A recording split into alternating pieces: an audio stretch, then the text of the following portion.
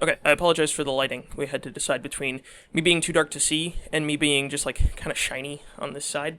My name is Noah, and I love trading card games. I have my whole life. But for a long time, I've struggled with the divide between being a card game player just for fun as a hobby and the idea of taking it a little more seriously and the idea of competition. And I'm hoping that in this video I can share some of the reasons why I think other people do feel this way, and also some of the ways that we can get around it as players. I have been playing trading card games since I was a kid. It started with Pokemon when I was probably 7 or 8. There's a bird. We all knew that there was a game attached to those cards, and we all kind of knew how to play it, but nobody had ever had enough energy cards to build a full deck.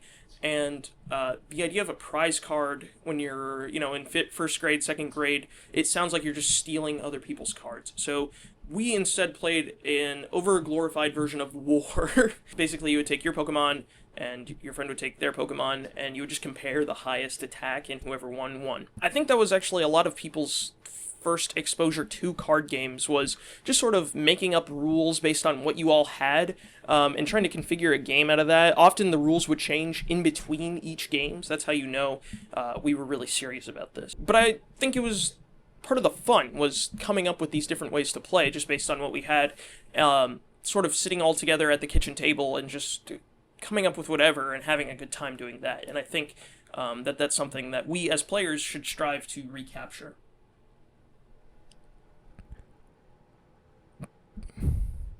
I didn't mention game pieces in the last segment. I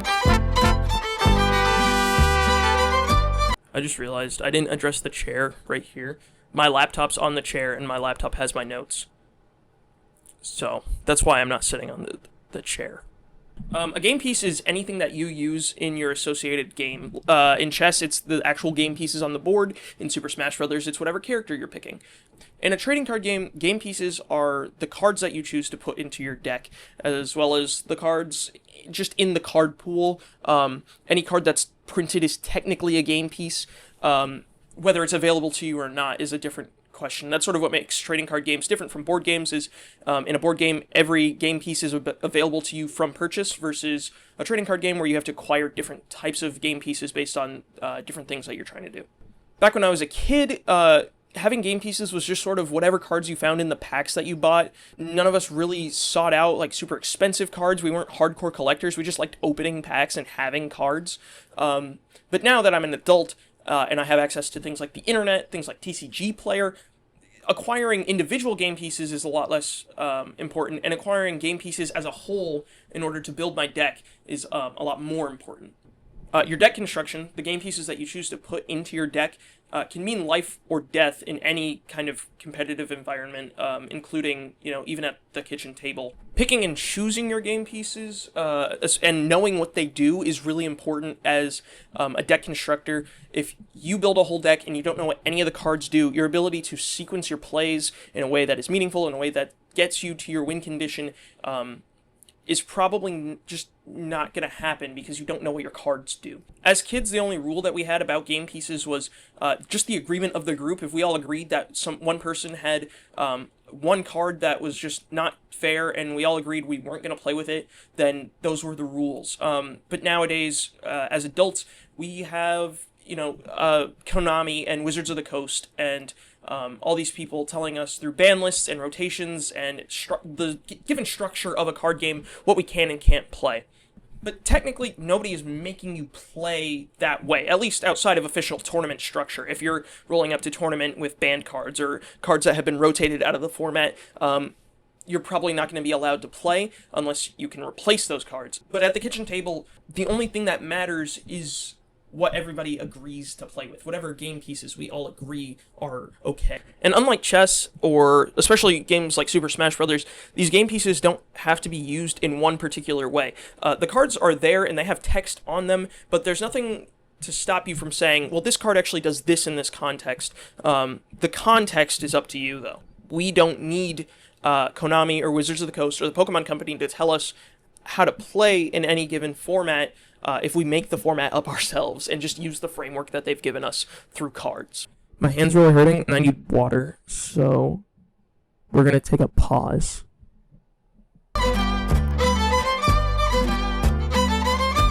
In the last segment, I talked about the set structure that we as card game players have been put into, and the word that is typically used to refer to that set structure is a format. Formats are usually officially sanctioned ways to use the game pieces in a tournament legal setting. I'm just going to read off some of the things that go into creating a format as somebody who's fooled around with the idea once or twice and kind of gone into what it would take.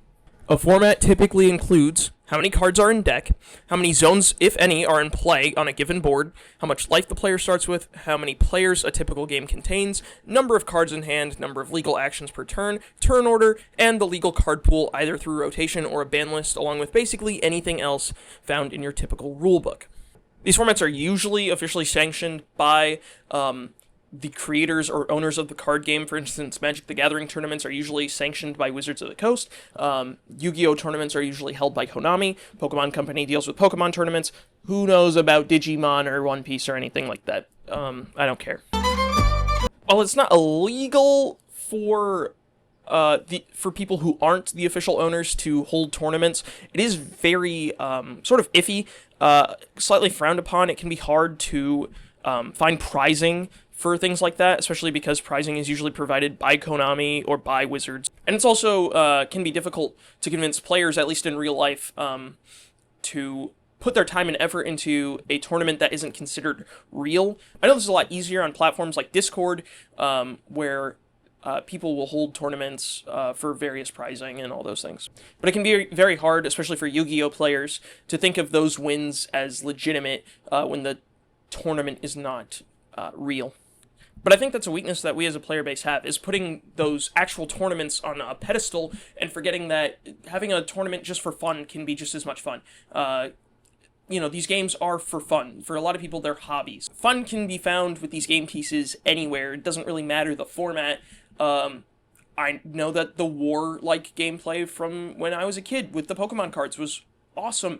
And I know that, a couple guys in the 90s decided to make 100-card Highlander decks with, one legendary creature as the leader of your deck. Yeah, that's right. Commander was a fan format. Magic the Gathering's arguably most popular format at this point started off as just a couple guys hanging out at the kitchen table being like, this is a really cool idea for a format, let's try it. And for all its weirdness, Commander is still Magic the Gathering, and it's still fun. And I think this is a sentiment that's spreading throughout the rest of the trading card game space. I mean, in just the last few years, I've seen Pokemon cubes, I've seen Yu-Gi-Oh! Cubes, I've seen Goat and Edison take off in the Yu-Gi-Oh! Space. I have seen that the domain format website has a store finder, and all those formats were discovered or pioneered by people who just thought it was a cool idea and wanted to have fun with friends outside of the traditional format or the traditional tournament structure. And if you don't believe me that this is a growing sentiment, look at any of the really big Yu-Gi tubers and just, how many of their series are actually them playing the TCG. It's not. It's mostly draft and, just funky things with wheels. Put up a wheel. Damn. And that's not to say that if you enjoy the structure of an officially sanctioned tournament, or if you love a particular format that's going on currently in your game, that you're not having fun. I think that's great if you are. But I do know that this is a growing sentiment, especially among Yu-Gi-Oh! Players, this idea that cards and decks are not being made for a particular format, and they have nowhere to play it because they're not meta. A meta in any game, especially in competitive games, typically refers to the most represented strategy in any given format. Usually, it also means the best strategy, but that's sort of relative in card games because of how quickly products and new cards come out. It's really hard to know what the actual best strategy is. That's why historic formats become so popular, because people love to go back and discover, Dino Wrestler was actually way better than Thunder Dragon in TOS format. No, it wasn't. And unfortunately, no matter how overtuned your fan format is, there are probably going to be a number of strategies that are better than others. The only way that I can think of that would get around that is if you had a format that was one deck, which I know exists in Yu-Gi-Oh! It's called Swirl format. I'm going to keep saying the words overtuned. That just means, like, we made it really good. A growing problem that I've noticed in certain card games, especially Magic and Yu-Gi-Oh, is how we as players don't really get to discover the meta anymore.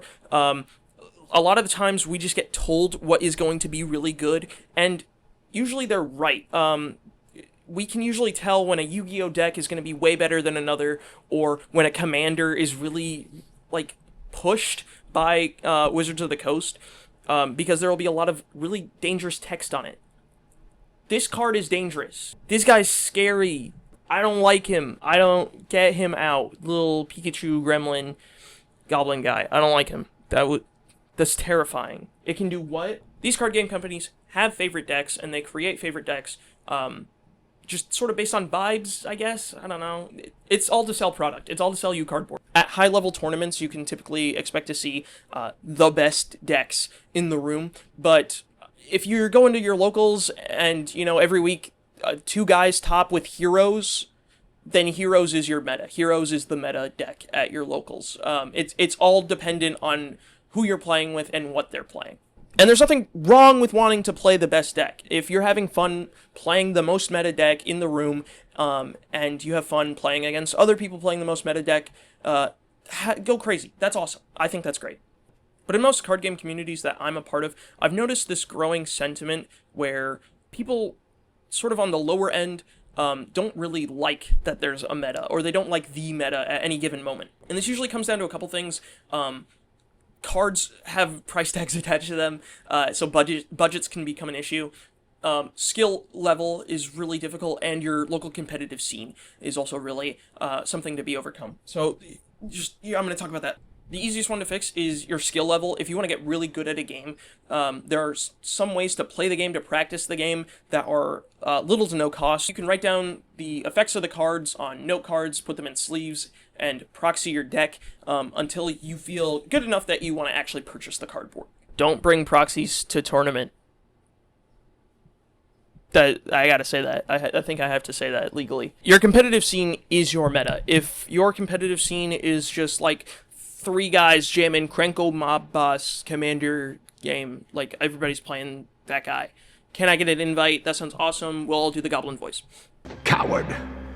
We have a new world to conquer. But I know not everybody's competitive scene is like this. It's a growing thing for Magic the Gathering players to become sort of less competitive, and Yu-Gi-Oh players to become sort of more competitive, especially as cards get reprinted so often. And that can be incredibly frustrating for people who feel that they're priced out of playing super competitive cards.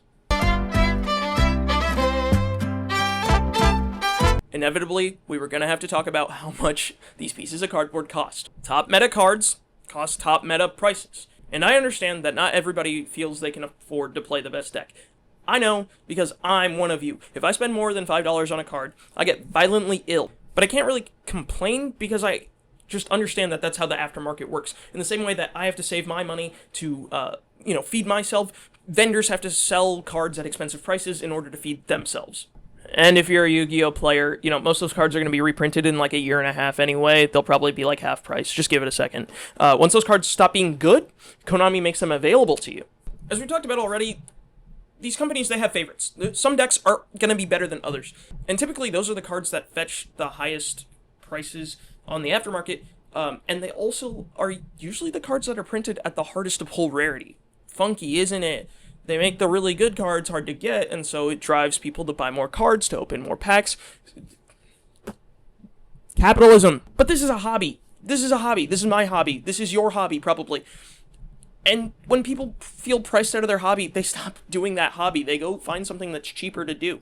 These are pieces of cardboard. We should not be paying so much money for pieces of cardboard. Alternate rarities and all arts and all those things, they help bring card prices down, which I really appreciate. But I'm a Yu-Gi-Oh player, and that doesn't happen. Unless you want like a Starlight or a Quarter Century, but I think those are ugly. So if you, like me, have felt priced out of playing the best deck in the room, or even playing like a half-decent deck, like Ash Blossom is still $5. Maybe instead of quitting or taking a hiatus, consider taking the game pieces that you already have, getting with some friends, and figuring out your own way to play.